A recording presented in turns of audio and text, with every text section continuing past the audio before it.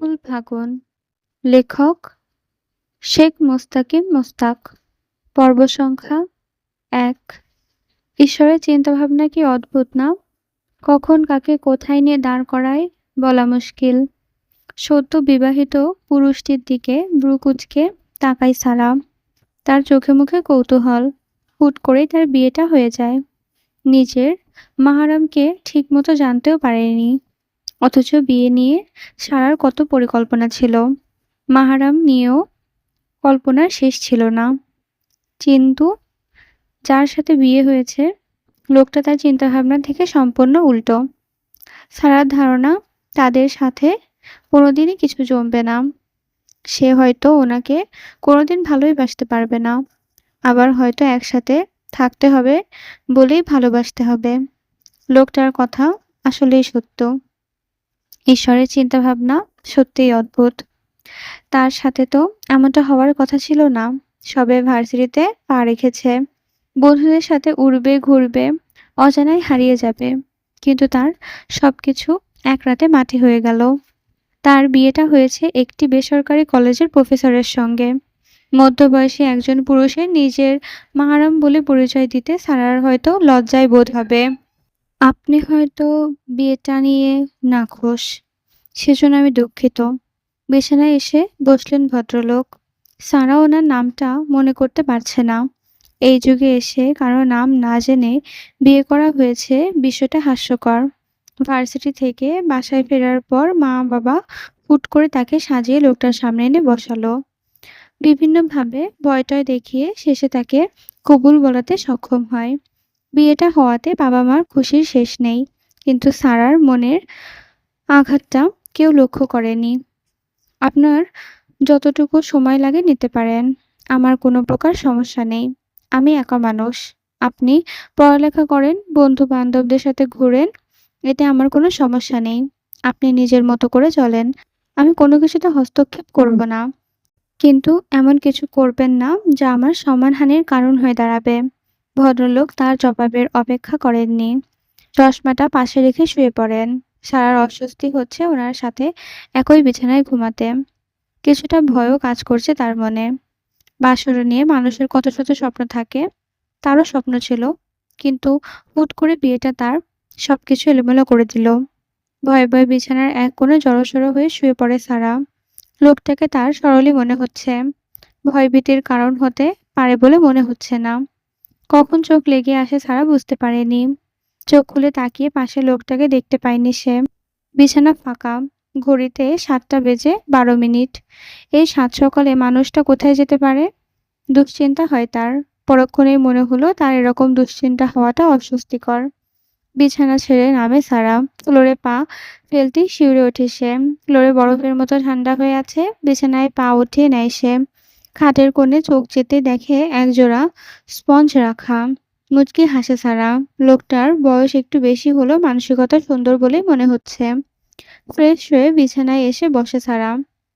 তার খাটটা আর ১০টা বাসরঘরের মতো সাজানো হয়নি। ফোন হাতে নিতেই স্ক্রিনে ভেসে থাকা মেসেজটা দেখতে পায় সে। ওভেনে আপনার নাস্তা রেডি আছে। কষ্ট করে গরম করে খেয়ে নেবেন। জরুরি কাজ থাকায় খুব ভোরে ভার্সিটিতে চলে যেতে হচ্ছে। ও হ্যাঁ, শুভ সকাল। নাম্বারটা অপরিচিত হলেও বুঝতে কষ্ট হলো না এটা তার সদ্য বিবাহিত মাহারামের। সারা দ্বিতীয়বার লোকটার উপর মুগ্ধ হলো। নাস্তা করে ভার্সিটির জন্য বেরিয়ে গেল সে। আর ১০টা দিনের মতোই ক্লাসটার পরে বন্ধুদের সাথে আড্ডা দিয়ে সন্ধ্যায় বাড়ি ফিরল সারা। বিয়ের কথা বন্ধুদের কাউকে বলা হয়নি। ভুলক্রমে বাবার বাসায় চলে এসেছে সে। এতেই লজ্জায় পড়ে যায় সে। চাচাতো বোন সাম্মি তো উঠে পড়ে খোঁচা মেরে তাকে কথা বলতে থাকে। দুলাভাই কি বড্ড বদমেজাজি নাকি? এক রাত থেকেই পালিয়ে এলি যে। অট্টহাসিতে মেতে ওঠে সাম্মি। তার সাথে যোগ দেয় সারার ছোট ভাই মিনহাজ। ওদের ধমক দিয়ে চুপ করিয়ে নিয়ে যায় নিজের ঘরে। কিছুক্ষণ পর মা হাসনে আরা বেগম এলেন ঘরে। বিছানায় তার পাশে বসলেন। কি রে, জামাইয়ের সাথে ঝগড়া হয়েছে নাকি? বাসায় ফিরে এলি যে? বিচলিত কণ্ঠে জিজ্ঞেস করেন তিনি। সারা কিছুটা বিরক্ত হয়। তোমাদের নাটক সহ্য করতে না পেরে বিয়ে করেছি। সকালে ভার্সিটিতে গিয়েছিলাম। হুট করে এভাবে বিয়ে হলে কিছু মনে থাকে নাকি? এই বাসার কথা তো তোমার কল্পনাতেও ছিল না। আমরা সবাই তো ভয়ে শেষ। তোর বাবা টেনশনে পড়ে গেছেন। হোসনারা বেগমের কণ্ঠে বিচলিত। সদ্য বিবাহিতা মেয়েকে নিয়ে ওনার দুশ্চিন্তার স্পষ্ট। বাবার বন্ধুর ছেলে জারিফ, নম্রভদ্র ছেলে সে। সবখানেই সুনাম রয়েছে। সারার বাবা হঠাৎ ক্যান্সারে ধরা পড়ায় হুট করে এক রাতের মধ্যে মেয়েকে বিয়ের পিঁড়িতে বসান। জামাই কি তোর সাথে জোর-জবরদস্তি করার চেষ্টা করেছে? ছেলেটাকে তো এরকম মনে হলো না। জোর করলেন হাসনারা বেগম। সেরকম কিছু না। তাকে তো ভালোই মনে হলো। আর আমাকে সবকিছুর পূর্ণ স্বাধীনতা দিয়েছে। ফোনে চোখ যেতেই জবাব দেয় সারা। হাসনারা বেগম স্বস্তি নিঃশ্বাস ফেললেন। সংসার জীবনে মেয়ে কষ্ট থাকলে নিজেকে হয়তো তিনি কখনোই ক্ষমা করতে পারতেন না। ৯টার দিকে চাচি এসে সারাকে জানায় জামাই এসেছে তাকে নিতে। সারা কিছুটা অবাক হয়। লোকটা এখানে কেন আসতে গেল? হোয়াটসঅ্যাপে যেতে প্রশ্ন উত্তর পেয়ে যায় সে। বিকালের পর থেকে একটু পরপর মেসেজ করে গেছে সে। নোটিফিকেশন অফ থাকায় সারার নজরে পড়েনি মেসেজগুলো। উঠে ঠিকঠাক হয়ে নেয় সে। ড্রয়িং রুমে যেতেই দেখে সাম্বি আর মিনহাজ তাদের নতুন দুলাভাইয়ের সাথে গল্পতে মেতেছে। লোকটা সাদা রঙের পাঞ্জাবি গায়ে দিয়েছে। বয়সের তুলনায় একটু ইয়াংই লাগছে। সারা এগিয়ে যেতেই উঠে দাঁড়ায় সে। আপনার লেট হচ্ছে দেখে আমাকে কল দিয়ে জানতে পারি আপনি এখানে এসেছেন। ভাবলাম এতদিনের অভ্যাস হয়তো ভুলে চলে এসেছেন তাই। বিনয়ের সঙ্গে কথাগুলো বলে লোকটা। সারা অবাক হলো। লোকটা একদম তার মনের মতো হয়েছে, বুঝতে পারে তাকে। আমাকে একটা কল দিলেই পারতেন। সোফায় বসে সে। সামি মিনহাজ তাকে দেখে আবারও অট্টহাসিতে মেতে ওঠে। সারা ওদের ধমক দিয়ে চুপ করিয়ে দেয়। রাতের খাবার খেয়ে ওই বাসার উদ্দেশ্যে বেরিয়ে পড়ে তারা। যাত্রাবাড়ি থেকে মিরপুরের ১০-এর রাস্তার নিখোঁজ কম নয়। রাত হওয়াতে জ্যামের ঝামেলা পোহাতে হচ্ছে না তাদের। ড্রাইভিং সিটের পাশে বসেছে সারা। লোকটা নিজের মতো করে ড্রাইভ করছে। সারা লক্ষ্য করে পেছনের সিটে একটা উপন্যাস পড়ে আছে। অদ্ভুত নামের একটা উপন্যাস। পেছনের সিটে ওটা কিসের উপন্যাস? নীরবতা ভেঙে প্রশ্ন করে সারা। ওটা? বাকি সব পান্থচরিত্র। খুব সুন্দর একটা উপন্যাস। পড়বেন নাকি? স্টিয়ারিং থেকে নজর না সরিয়েই বলে সে। আমি উপন্যাস খুব একটা পছন্দ করি না। ওহ! আহত শোনে তার গলা। সারার কয়েক মুহূর্তের জন্য মনে হলো তাকে খুশি করতে ইচ্ছে করে গাড়ির পেছনের সিটে বইটা রাখা হয়েছিল। কিন্তু উনি হয়তো জানেন না সারা সবসময়ই সাময়িক আর রোমান্টিক বই পছন্দ করে। সে থ্রিলার বই ঠিক হজম করতে পারে না। আচ্ছা, আপনার কি পছন্দ? ড্রাইভ করতে করতে জিজ্ঞেস করে লোকটা। মোটা ফ্রেমের চশমা ব্যবহার করে লোকটা। সাদা পাঞ্জাবির সাথে চশমা ভালোই লাগছে। সারা প্রথমবারে ওনার চেহারার দিকে লক্ষ্য করে। তাকে প্রশ্নটা করে উনি লজ্জা পাচ্ছেন। বেচারার প্রতি কেমন মমতাবোধ অনুভব করে সে। এ ধরনের মধ্যরাতে কোনো পাহাড়ের চূড়ায় বসে পূর্ণ চাঁদ দেখা, যেখান থেকে নদী খুব সহজে দেখা যাবে। কিংবা হুট করে দোয়েল চড়ুইয়ের মধ্যে দোকানগুলো থেকে হাতের বানানো জিনিসপত্র কেনা। অথবা পথে হাঁটতে হাঁটতে কোথাও থেকে চুড়ি সংগ্রহ করা। সারা নিজের মনের কথাগুলো বলল। হুট করে বিয়ে হওয়াতে সে লোকটার ওপর ক্ষেপেই ছিল। কিন্তু এমন সরলতা দেখে সে কঠিন হতে পারছে না। হঠাৎ গাড়ি থেমে যেতে কেঁপে উঠল সারা। জিজ্ঞাসু দৃষ্টিতে তাকালো জারিফের দিকে। জারিফ ভীতু গলায় বললে, একটু বসেন প্লিজ। তাকে কিছু বলার সুযোগ না দিয়েই গাড়ি থেকে নেমে দৌড় গেল সে। সারা লক্ষ্য করে জায়গাটা বকশীবাজারের কাছাকাছি। রাত হওয়ার পথঘাট মোটামুটি নীরব। পাশে ঢাকা মেডিকেল হওয়ায় কমবেশি মানুষ দেখা মিললেও কিন্তু জারিফের হঠাৎ এমন আচরণ তাকে ভাবাচ্ছে। কিছুক্ষণের মধ্যে জারিফ একটা কোন আইসক্রিম হাতে নিয়ে ফেরে। গাড়িতে ঢুকে তার হাতে আইসক্রিম ধরিয়ে দিয়ে বলে, ছাত্রছাত্রীদের বিয়ের কথা বললে ওরা পরামর্শ দেয় মেয়েরা মধ্যরাতে আইসক্রিম খেতে পছন্দ করে। যদিও এখন মধ্যরাত না, তবে আমার মনে হয় একটা আইসক্রিম হলে মন্দ হয় না। জারিফের সহজ স্বীকারোক্তিতে মুগ্ধ হলো সারা। লোকটার চোখে মুখে সরলতা। সে লক্ষ্য করল জারিফ অন্য হাতে একটা প্যাকেট লুকিয়ে রেখেছে। আইসক্রিমে মগ্ন সারা। গাড়ি চলছে তার নিজ গতিতে। কিছুক্ষণ পর লুকানো প্যাকেটটা সারার সামনে তুলে ধরল জারিফ। এটা ধরুন।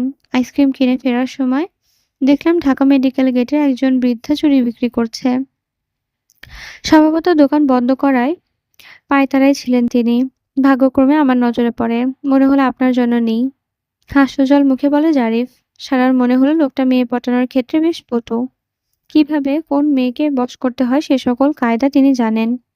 প্যাকেটটা খুলে চুড়িগুলো দেখে তার পছন্দ হয়। লোকটার রুচির প্রশংসা করতে হয়।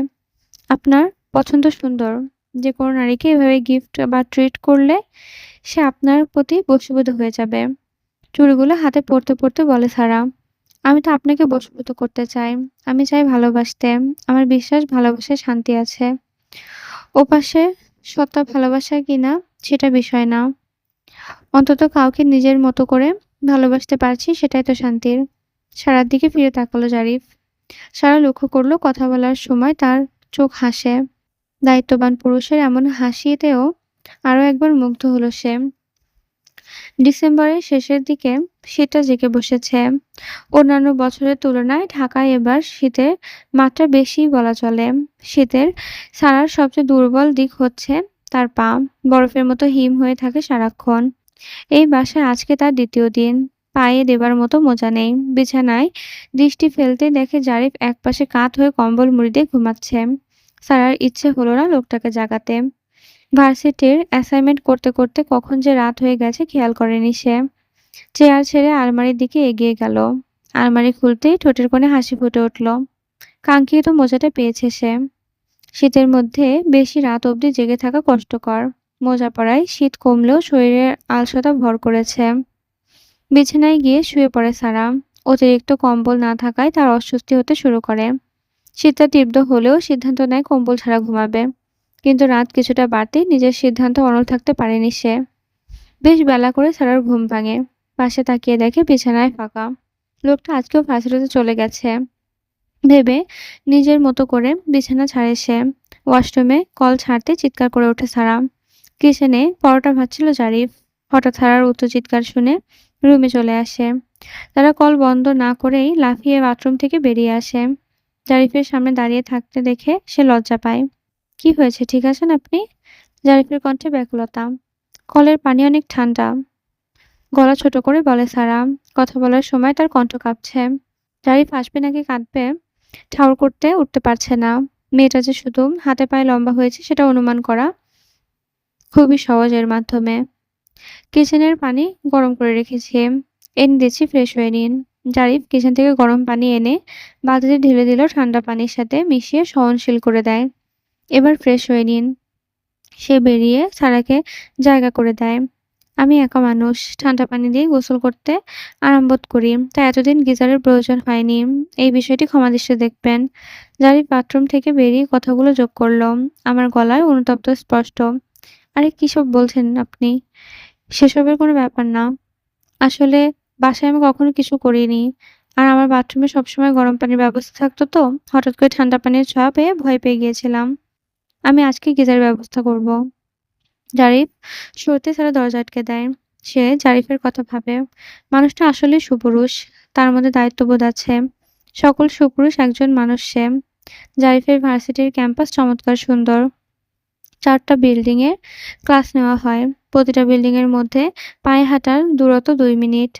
ক্যাম্পাসে ক্রিকেট, ফুটবলের জন্য আলাদা দুটো মাঠ আছে। তার কাছে বসার সবচেয়ে বেশি শান্তিময় জায়গা ভার্সিটির ক্যাম্পাস। চারিদিকে সবুজ গাছপালা। ঢাকার মধ্যে সচরাচর এরকম ক্যাম্পাস দেখা যায় না। জারিফ গণিত বিভাগের ক্লাস নেবার জন্য অফিস রুম থেকে বেরোতেই সুজানার সাথে দেখা হয়। মেয়েটা হুট করে এসে তার মুখোমুখি দাঁড়িয়ে যায়। সুজানা জারিফের স্টুডেন্ট, মিষ্টি চেহারার মেয়ে। তার দিকে তাকালে চোখে আরাম লাগে। ক্লাস নেবার সময় সুজানার দৃষ্টি সারাক্ষণ জারিফের দিকে থাকে, সেটা জারিফও জানে। উঠতি বয়সী মেয়ে, এদের আবেগ থাকে নাগের ডগায়। একটু লাই দিলেই এরা ব্যাঙের মতো লাফাতে শুরু করে।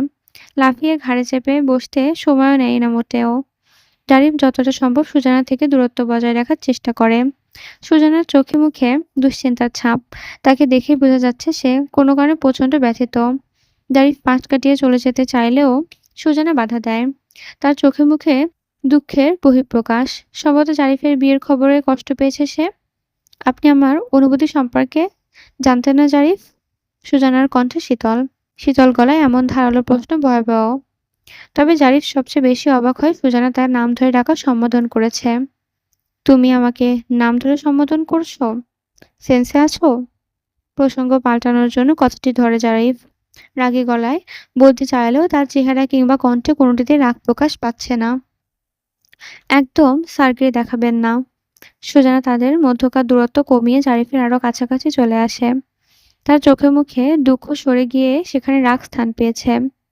দুটো বছর ধরে বিন্দু, বিন্দু করে আপনার জন্য অনুভূতি জমিয়েছি। আপনাকে নিয়ে কোটি, কোটি স্বপ্ন দেখেছি। সবই তো জানতেন আপনি, তাই না? তাহলে কেন আমাকে ভালোবাসলেন না? কেন আমার সাজানো স্বপ্নটা বাস্তবে করতে দিলেন না জারিফ? গলা ধরে আসছে সুজানার। যেকোনো সময় চোখে অশ্রু প্লাবিত হতে পারে। শব্দহীন হয়ে পড়েছে জারিফ। সে নিজেও সুজানার অনুভূতি সম্পর্কে সজ্ঞান ছিল। সারাকে বিয়ে করার আগে মেয়েটার সাথে আলোচনা করা সত্যিই জরুরি ছিল। কিন্তু হুট করে সারার বাবার অনুরোধ তাকে বিয়েটা করতে হয়। নিজেকে অপরাধী বলে মনে হচ্ছে জারিফের। একটা মানুষের পবিত্র অনুভূতিতে আঘাত করার কোনো প্রকার ইচ্ছাই ছিল না তার। কিন্তু কখনো, কখনো আমরা ইচ্ছের বিরুদ্ধে গিয়ে অনেক কিছুই করি, যার কোনো ব্যাখ্যা আমাদের কাছে থাকে না। কয়েকজন শিক্ষার্থীকে এদিকে এগিয়ে আসতে দেখে সুজানা কিছুটা পিছু হাঁটে। জারিফ সুযোগটা কাজে লাগিয়ে সেখান থেকে বেরিয়ে আসে। জায়গা পরিবর্তন করলেও জারিফের মনের কোণে এখনো সূক্ষ্ম ব্যথা অনুভব হয়।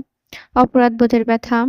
নিষ্পাপ মেয়ে সুজানা। তার অনুভূতিও পবিত্র। কিন্তু ভাগ্য কোনোদিনই তার অনুকূলে আসেনি। সে জারিফকে বলে উঠতে পারেনি তার অনুভূতির কথা। মানুষটাকে তার কতখানি প্রয়োজন, সে কথাগুলো মুখ ফুটে বলতে পারেনি সে। নিজেকে নিয়ন্ত্রণ করতে পারছে না। বুক ফেটে কান্না আসছে তার। সুজানা দৌড়ে ওয়াশরুমের দিকে চলে গেল। বাথরুম বন্ধ করে দরজা লাগিয়ে তার মধ্যে নিজের মনে চাপা কষ্টগুলো অশ্রুতে গলিয়ে ভাসিয়ে দিতে চাচ্ছে সে। ভার্সিটিতে জুনিয়র হলেও সারার কপালটা ৫ আঙুলের। শুরুতেই কয়েকজন সিনিয়রের সাথে বেশ ভালো খাতির হয়েছে তার। সারা যে আহামরি সুন্দরী তেমনটা নয়। শ্যামবর্ণের শান্ত চেহারার মেয়ে সে। চোখে মুখে শীতলতা। দুজন ক্লোজ বন্ধুও আছে তার, নিতু আর মেহেরজান। নিতু মেয়েটা বেশ চঞ্চল, কথায় পটু। সারার ধারণা বরিশালের মেয়ে বলেই নিতু এতটা চঞ্চল। তার বাবা সবসময় বলেন বরিশালের মানুষ নাকি খুব চালাক প্রকৃতির হয়, তারা নিজের স্বার্থটাই সবার আগে দেখে।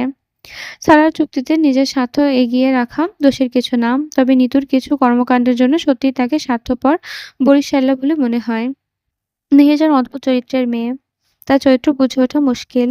কখনো পুরোপুরি নাস্তিক মডার্ন মেয়েদের মতো কথাবার্তা বললেও মাঝে মধ্যে এমন যৌক্তিক কথা বলবে মনে হবে কোথাকার কোন পীর। ইচ্ছে করবে ওর সাথে মুর্দিত হয়ে যাবার। সারার মনে হয় মেহেরজান শাহবাগী। ওর চলাফেরা কখনো সখনো সেটা মনে করায় এবং অনুমানও করা যায়। তবে এখন পর্যন্ত সেরকম কোনো প্রমাণ সচক্ষে দেখেনি সে। নিজের বিয়ের ব্যাপারে বন্ধুদের জানায়নি সারা। তার ধারণা জারিফ নামের লোকটা তাকে বেশিদিন সহ্য করতে পারবে না। তাদের সংসার দীর্ঘস্থায়ী হবে না বললেই বিশ্বাস করে সে। ক্লাসে মনোযোগ নেই সারার। বিষয়টি নিতু একনজর এড়ায়নি। সে দুবার সারাকে কনুই দিয়ে খোঁচা দিলেও সারা কোনো প্রকার সাড়া দেয়নি। বাধ্য হয়ে দুহাতে সারাকে ধাক্কা দেয়। আচমকা এরকম ধাক্কা খেয়ে অবাক হয়ে যায় সারা। সাথে রাগও হয় তার। কি হয়েছে? গরুর মতো গোতাগুতি করছিস কেন? বিরক্তি গলায় বলে সারা।